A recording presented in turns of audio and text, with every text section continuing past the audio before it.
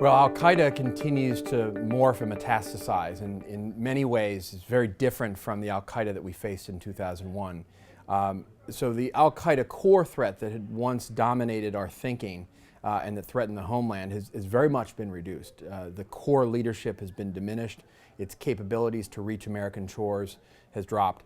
The problem with that, though, is that Al-Qaeda has metastasized and embedded itself in regional groups and organizations like Al-Qaeda in the Islamic Maghreb and North Africa. It's influencing groups like Boko Haram in Nigeria.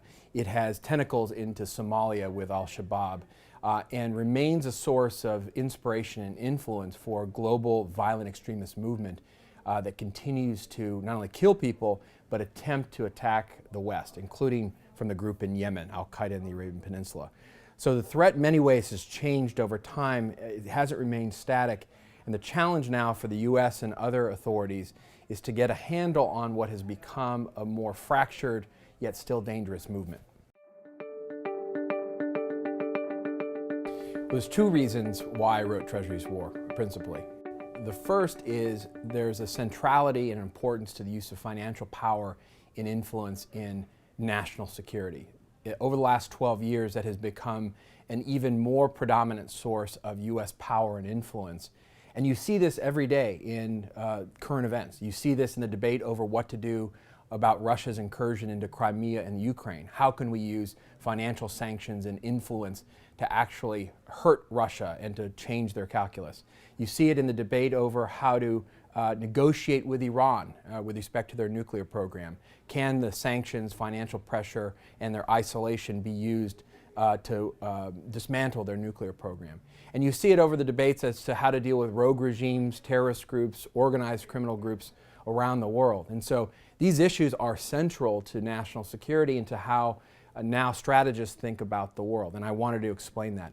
The other reason is it's a great story about the Treasury Department itself and a small group of people who actually innovated the use of these tools in a very different and aggressive way post 9/11. It's in essence been a revolution as to how we've thought about the use of financial power. Not so much traditional trade sanctions, but more so the idea of unplugging rogue actors from the international financial and commercial system.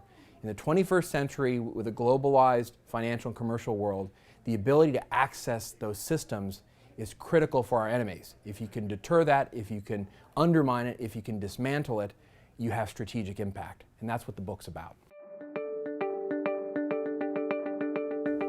Harvard has always been a center of deep learning and academia, of course, but it's also been a crossroads for great public servants and leaders. And so whether it's the faculty, folks like Joe Nye, Graham Allison, Marty Feldstein, or the people who come to visit. I remember coming to events at the Kennedy School and throughout the college and university with folks like Lech Walesa would come to speak, the Dalai Lama, presidents and leaders from around the world.